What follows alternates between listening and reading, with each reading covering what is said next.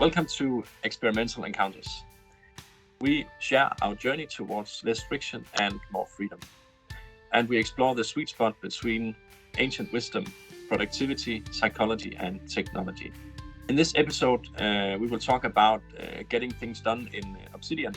And we will also talk through our latest experimental encounters and share our tips for books or videos you should consider. We are your hosts, Thorbjørn and Kenneth. Let the experimentation begin. So, Kenneth, what have you been up to? What is your latest encounter? Yeah, we finished the confirmation of my oldest son, and that was actually much less stressful than I was expecting. So, and a large part thanks to GTD. And I was able to share a list of all things to be done with my wife, not in Logseq, which I use myself, but in our shared system, which is Microsoft To Do. And it's very nice to be able to work together and just hear all the next actions that need to be done. Being able to have all the shopping lists and all the things that we need to call people about and so on meant that we actually could relax a lot more. Of course, it wasn't relaxing, it was lots of stress, as it always is. But I know it would have been much more stressful. And I feel I came full circle in a way, because GTD for me started with my wedding. So when me and my wife were getting married, and then we said, yeah, we'll just have a small wedding. And it like exploded into all our relatives coming, and we had like Viking ships sailing to the ceremony. It's like, it was insane. And very early in the planning stages, I was like, okay, I need something more than just what I'm doing now, because this will never work if I just plan like I usually do. And so I searched frantically for something, and I found GTD. I was not an expert by the time the wedding was done, but it helped me a little at least. And I've been a firm believer ever since. And this just confirms that after a while, your partner also catches up and sees the benefits. So I felt that it was a good experience to finally have a GTD system in our life together. Yeah. And you, Thorbjørn?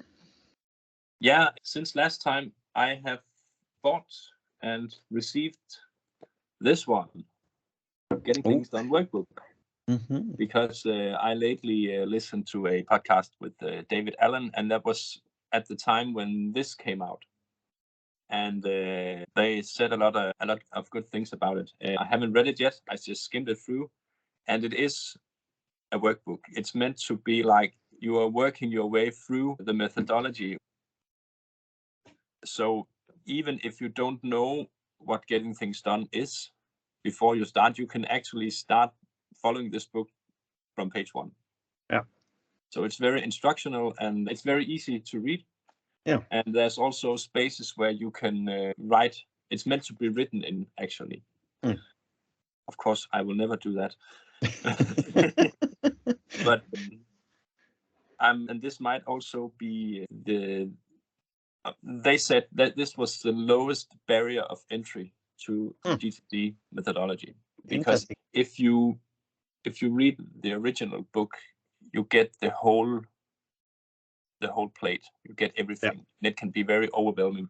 This one takes you through in small steps in the right order and asks the right questions. So if you're new to GTD and you don't read a lot of books, this could be a nice recommendation. And also, I'm experimenting with Braintoss again for my watch, mainly when I'm driving. And I've put a small button on my watch screen.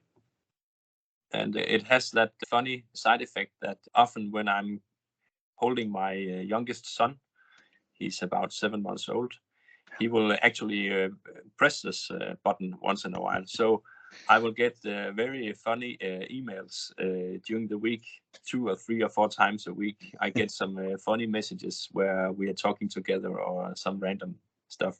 That's very nice, and it's nice to see that it works. The transcription is not always that precise.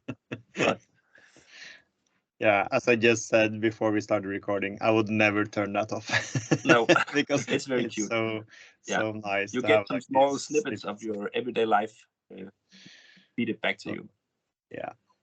Yeah, and I also, as see in the show notes, I also wrote about exporting projects in Logseq, and because we were talking about how you export projects, because you did it in Obsidian, but since Logseq isn't page-based or paragraph-based, it's more block-based, then it doesn't matter that you write everything on your journals page, because when you look at the project, you only get those blocks referencing that project. So Yeah.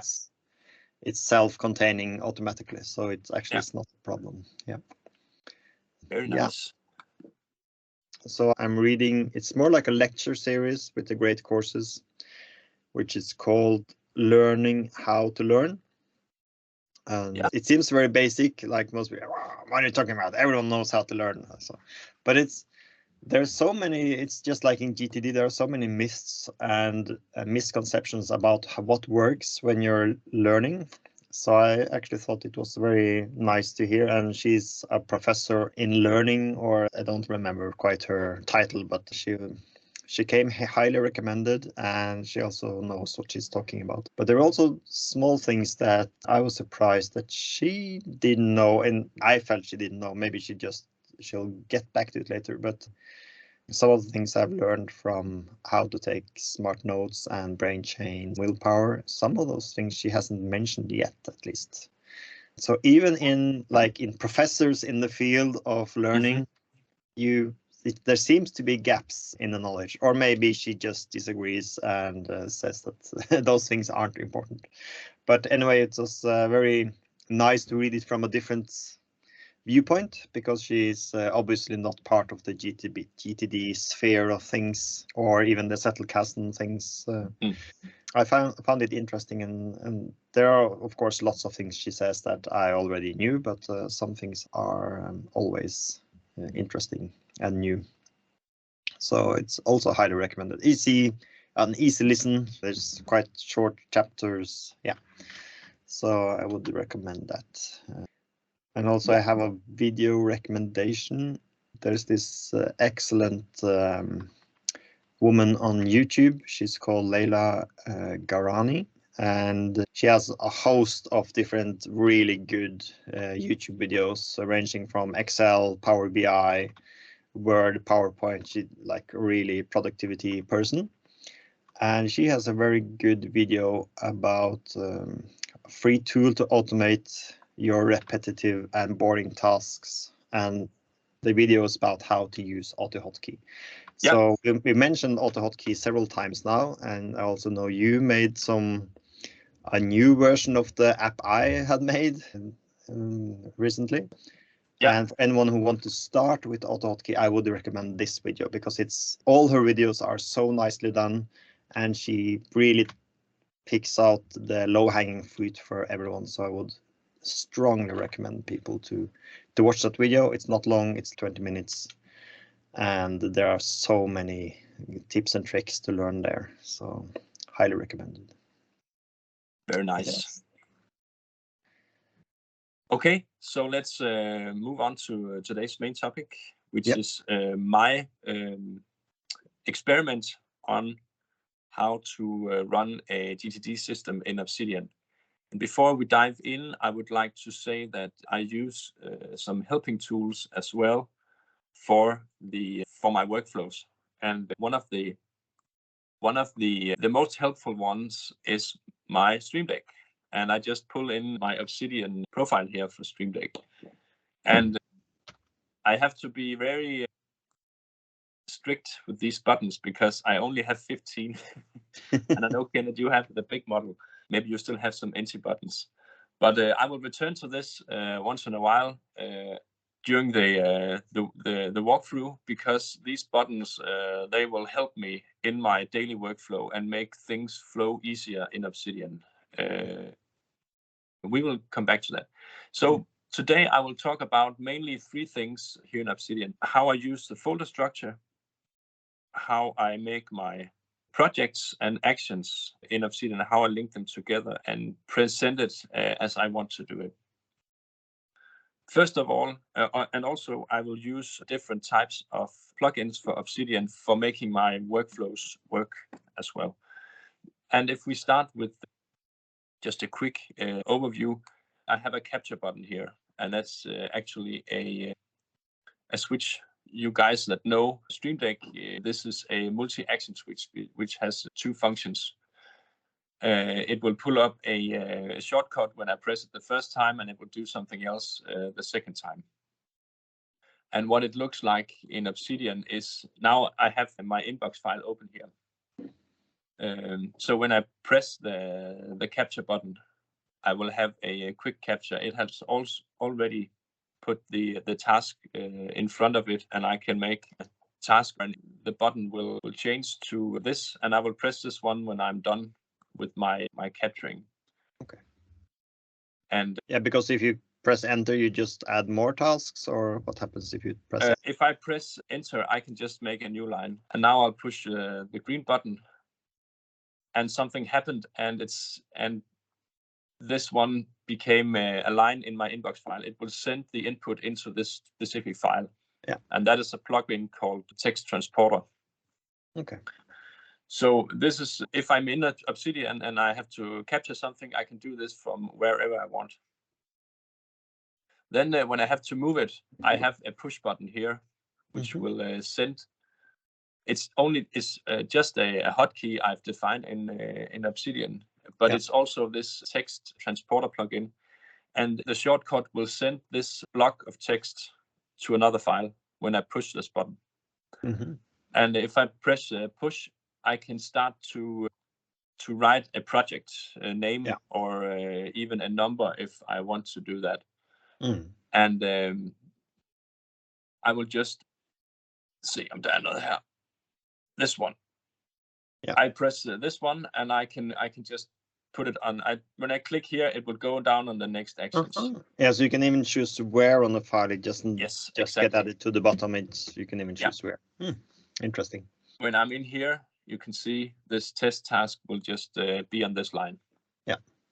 So this is how I will organize and send out stuff from my inbox in this specific inbox. I've also made an auto hotkey scripts. We will look at that another day, but that will actually send exactly the same into the inbox file in Obsidian, wherever I am in other files, or even if I don't have an Obsidian open, it will send it into this specific file because the file is on my hard drive. A little bit about the folder structure. Last time, or a couple of times ago, I talked about how I'm combining two concepts to structure my folders, the Johnny Decimal System and the Access System by Nick Milo. Yeah. And since last time, I've actually taken my GTD system and made it its own section. So it has number 7 now. And what I've done is just to try and follow the horizons of focus, actually. So the first folder is actually just some definitions of my horizons of focus. And then the next folder is different nodes that will pull out different actions, even by context, or right now I have a home actions, because this is all the actions I need when I'm just home. Or I can pull out a specific context via this node. So this folder will only contain nodes where they are pulling data out of my projects, because I have made a decision to put all actions and all related stuff into the project nodes. And I know that is going a little bit against the mainstream of the GTD workflow. But because I will tag my next actions with the context, I can pull them out elsewhere to and what's the difference between home and home actions? Home is just at home. So this is just all the things I need to do at home. Yeah. Home actions is more, it's both a today file, and it's also the home actions. It's also in the garden and in the workshop at my PC and the calls I have to make. And I also have an agenda section. But these are all related to my all related to, most of them are related to my private stuff. Yeah. The next folder is the project folder. And I have divided it up a little bit more because I have some active projects, I have on hold, I have some support notes for projects, and then I have a someday folder, and then the archive for projects that are done. And I recently did some export to SharePoint too, and these projects just went down here, so I had one place for them. And then have you got any feedback about the projects you've shared and so on? No, not yet. But they haven't. The good thing is they haven't called and asked me anything yet. So I see that as good news. Yeah. Then I have some files underneath here, which is also just files that are pulling data out about my projects, overview files. Then I have a section about my areas, because my areas can also spawn new next actions, and I actually put them in here. So I have a garden file here with next actions in. This is not a project per se, it's just inside my area of focus. Yeah. So I need my areas to be able to hold actions as well. Yeah. And then down here I have some files about my goals and objectives, some of my OKRs for personal related stuff. And then I have some files about my vision and purpose. I have to put them in here. So this is just the overview. And what is this? Why am I doing that? And why is that a good idea for me? Yeah, because in the project file, and when we are talking pulling out information, I can say to a Dataview, which is a plugin I use to pull out information, I only want to look at projects that are in this specific folder. So the folder where the file is located is telling me what status the project is in. Yeah. So if I have an overview file here for my projects, and in here I've actually used Dataview inside a callout. But here you can see a small. I have 3 projects here. And if you look at the code, it will the from statement will look into only my active folders. Yeah. And also only where the area is private, because this is a view of my private projects. So I use the folder to tell the system whether a project is active or not. Yeah. And that is also in my on an action level, because if I have a, let's just see here. Yeah, in a way, it's the same as I'm doing with my namespaces. Yeah, exactly. So the moving it to the right namespace makes it active or not, for instance. Yeah. So whenever, this is the code for my home tasks, and this is a plugin called Tasks, which can pull tasks overviews from different files. And here I'm telling them that the path should include this number, which is the active folder, or the 73, which is my areas. And I'll just take this one because I think I updated it. Yes, I also took the inbox, and this is does not include work. Yeah. Because this is my private stuff. Yeah. But what this is doing is it will also take a look at the description, and it will call out any task that includes #home, which is my tag for my home context. So I use tags as context in here. Yeah. And then you can do some different editing, and there's a short mode, and you can hide the backlink and stuff like that. If I just pull that out, it will look a little different. And you have a link to the actual file where it resides, but I don't need that here. So that is how I pull out my context out from the project files. And the clever thing about this is, if I decide that one project is going to be on hold, I have a shortcut to send the file another place. And I know that on hold is 7220. So I'll just write that and click on this one, and it will send the file to another folder. So now it's on hold. And what that does is that it will also not show all the actions, even though it's not done. Now it's in another folder, so it will be hidden from my next action list. So that's a very fluent way to remove on hold actions and then reactivate them later if the project is reactivated, instead of moving tasks manually back and forth. And another advantage of this is that all the tasks and all the stuff is contained in one file. So it's one unit. So if we take this is a project file. I'm using templates as well for my projects, and I have some front matter up here. So just to show people in the physical world what this would look like, what you're doing is, whenever I had a project, this is a done project, but it could be on paper. So then I had to go through my whole box with different next actions and find all the next actions, because it's suddenly a project says someday maybe, or it's done. Then I had to pick them out and then put them manually together. And what you're doing is you're just moving the project, and then automatically all the tasks also get moved. So it's a much more efficient way. So that's why we're so attracted to this digital way of doing it. Yeah.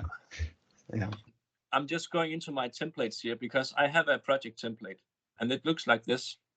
I have some front matter, and I just have some headings, and that is my working experiment right now. So the front matter, I have a notes section, which is for very brief metadata about the notes, and that could be like different reference numbers that I have to use, because in some of my views, I will include these notes in the overview. So I have the title of the project and then the note sections as well.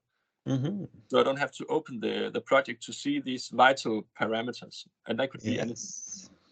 Interesting. Then I have the reference, and that will be, as I have done almost since day one, I have different letters for different types of reference. So M is for, I have something in a mail folder. The digital is D, and then I have paper or physical. And then if I have something in Notion, it's an N. SharePoint is S, and something in Obsidian is O, if there's something extra. Then I will put the area where it resides, and that is basically one of these areas I have down here. Private, home, family, or work. And then I need to divide it even further into sections. So my work will have 8 or 9 different sections regarding my roles in the company. But do you need this, since it's? I don't need it, but I have an overview that will count. I think it's this one. Yeah, of course. I have a data view that counts the distribution between my different areas at work. Right now, that's because I'm on paternity. I'm on leave. So nothing is. But here it will give me a section, and then how many projects are active in this section. It's just for fun. I don't. It's not critical. Then I have a type, and that is also an experiment, because what type of project do I do? I'm a little bit interested in that. Some of my projects are titled experiments, and some are maintenance, and some are like building stuff or renovating stuff, something like that. Then I put a start date on it and an end date. And of course, I have a shortcut for the date, and that's an auto hotkey. I've made just a DD, and then I have the date. And I've chosen the format year, month, and day, because when you sort the files and stuff, alphabetically, you have it like also chronologically. And it takes some time to wrap your head around, because I'm used to like date, month, and then year. But I'm slowly getting the benefit of just doing it like this instead. Yeah, I've been doing it like that for years now, actually. And my wife always gets confused. What? Why and do you write? then of course I have an end date as well. So what that will mean is I actually have some overviews, like this is a list of work projects that were completed last month with the start date, end date, and then it calculates how long time I did to finish the project from start to end. And also I have an all completed. And it's also just for fun. There's nothing critical about it. I'm just proving that you can use Dataview to look at this. And I'm wrapping them in these callouts because then I can fold them in and out pretty easily. That's about it in its essence. If I go inside a project and I have some more things. So if you see, I have a section for next actions and future actions and the done, and they are all sorted. And what I have done is I have some shortcuts. So this one called line up and line down will take the current line I have. Let's say I've done this test task another place. Yeah. It's just like this. Then when I press the line down, it will actually just jump down. I just press it until it's down here. It's pretty easy, and I can also take these two, just mark them like this, and then they will move down here. Yeah. So it's easy to clean up. And when I push it, it will make a completion date as well. So I have two hotkeys for next actions. One is called waiting today, and one is called tickler.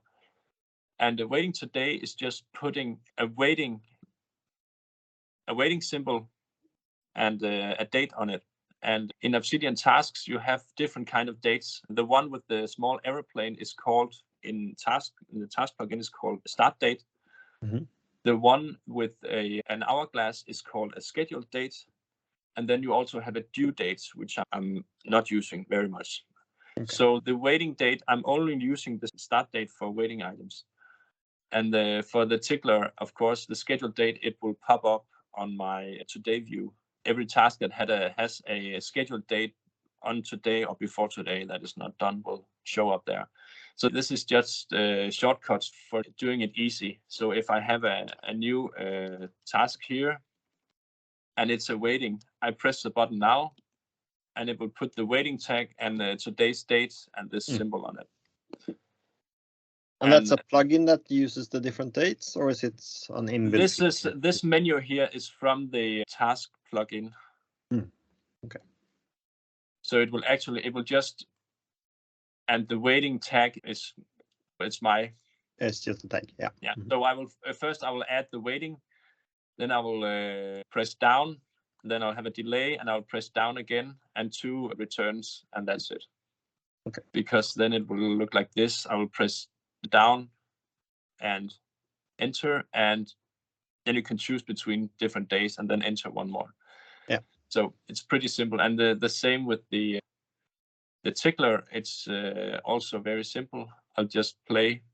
It's just 3 down, and then it will end at the section here because it's obviously not today with the tickler. I can choose another date, or I can just choose one and then edit it afterwards. Oh, like this. I'm also using my daily notes, and I actually have an inbox here. This is just an inline. It's just an embedded file. So if I just make a quick capture here, it will be here. It will. This is just looking inside the inbox file. And I have a today section here. I have to do something because it's due today or due before today or scheduled before today. Yeah. And also, as a fun thing, I also have a small data view here that will look at which tasks I have been done this day, because my daily view is also a kind of a log file for me. What have I done today? So this here is a data view of the done tasks for this day, and it will actually look at the file. It will look inside the GTD folder or my calendar folder, which is where my daily notes are residing. And it has to be completed, and completion equals date, this file name. So it will look at this file name and compare it to the completion date. And if they match, it will pull it out here. And then I will group it by file link. So if I have different projects, now I just marked off 3 tasks on this specific project. They will be grouped by project, all my tasks. So that is one thing you can also do. Then here I have this is not a GTD, but it's just a small piece of data view as well that would look inside my people folder and see, is there any birthdays today. Mm. So if we take my birthday is in a little bit more than 1 week.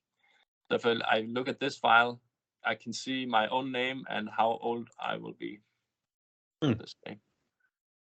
And in my weekly review, I will also have a data view of the upcoming birthdays.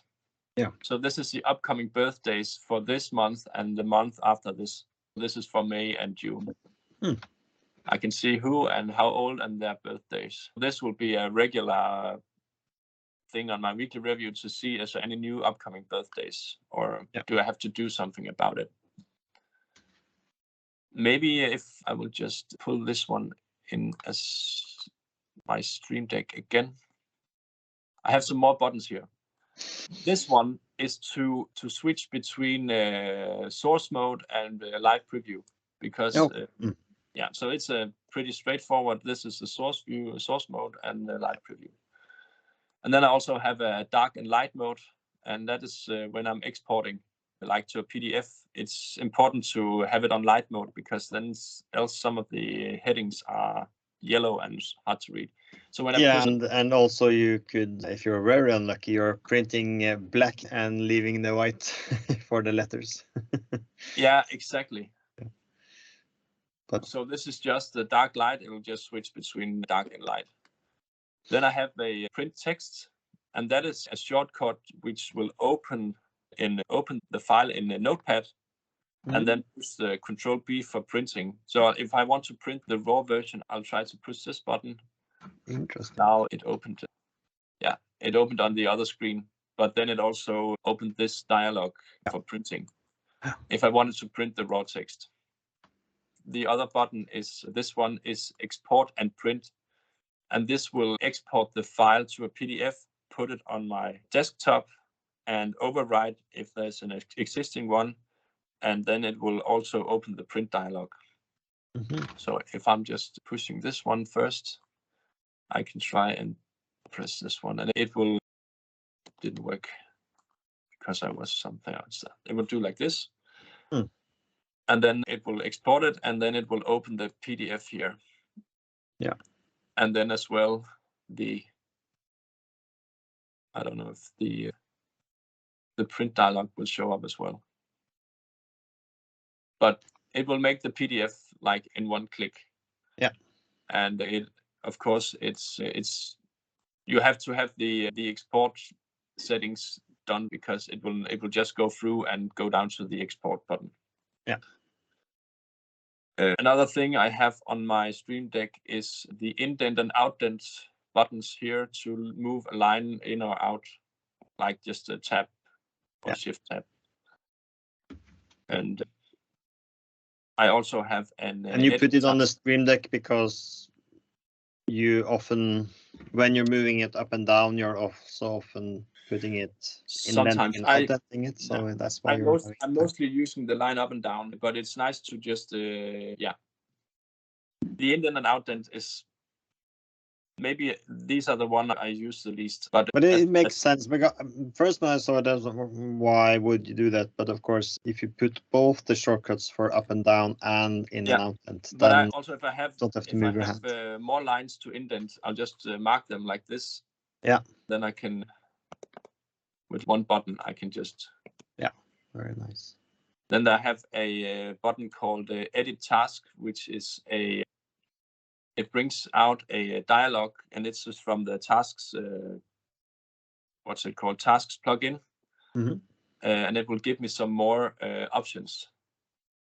So here I don't use the priority, but this is a description. I can set a recurring, a due date, scheduled date, start date, and I can set a different kind of progress, or in progress, or done, or cancelled. Yeah. And it has some nice shortcuts, so you can just write today, or like TD or TM for tomorrow. Yes. My weekly review I have as a template. When I do that, I go to my daily note, and I'll just go down here and press my template, if I can remember it. Template like this. Mm-hmm. And then I'll just put in the weekly review as a template here. And it will automatically put the time of day when I started, because then at the end I will write my done time. So I just have a start and an end. But it's pretty straightforward. I have all the steps here. I have a prepare step as well. But it's pretty vanilla setup with all the steps I have to go through. And then I have a reflection here where I can evaluate on how it went, what made it hard to complete, what worked, what didn't work, things I have to consider next time. And then I have some cleanup here where I put some links. So I have, when I'm on one weekly review, I have links to the previous review back in the calendar, so I can switch through them. So they will just these reviews will just be inside my daily notes as I'm doing them. Yeah, that's pretty much my setup right now. Of course, Obsidian cannot send reminders outside of the system. Or at least I haven't found a plugin. I haven't looked for a plugin that does that. No. But so I have to go in here actively. But the nice thing about this, I think, is that the way I've put it up right now, it works quite well on my phone as well, because I have the sync service. So all the lists and all the stuff is on my phone as well when I'm running around. Yeah. So for basic usage, and my phone is pretty much just for looking at my lists and doing stuff, not writing that much. Yeah, I would also like reminders in Logseq in a better way, because as you say, you have to open it to see it. And but mainly if there's important dates, I always add it to the calendar anyway. So I have a hotkey on my Stream Deck that says take the current block, push it to the calendar.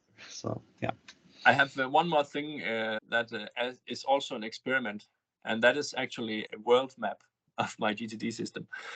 So in Obsidian, you have a function called Canvas, which is like a big whiteboard where you can stick notes on it. Yeah.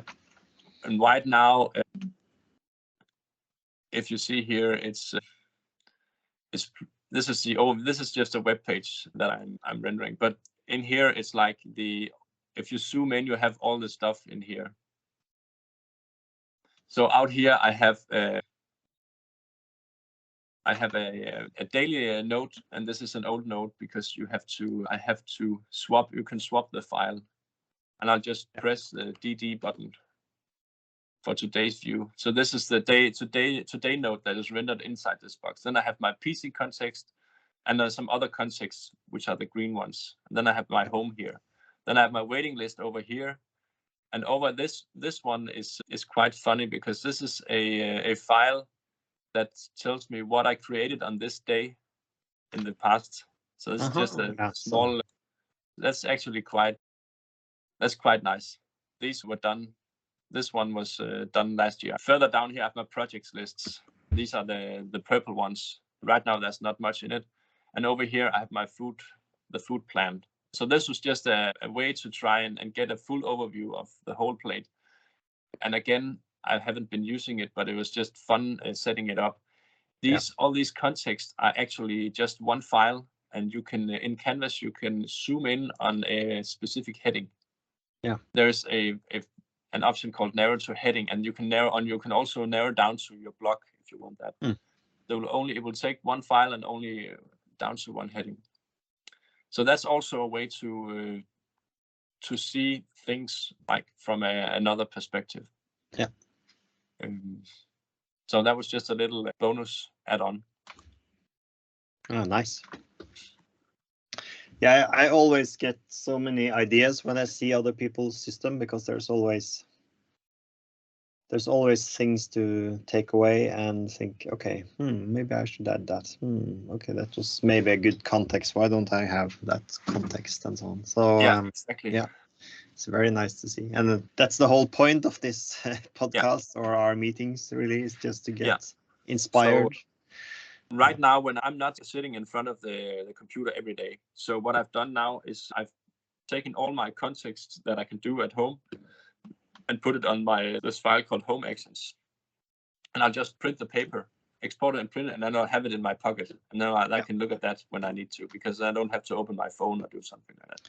Yeah, because opening your phone, then you have used 10 minutes, because then you got the notification, and Yeah. So with my export and print workflow in Stream Deck, it's quite easy to export it and print it and take it with me.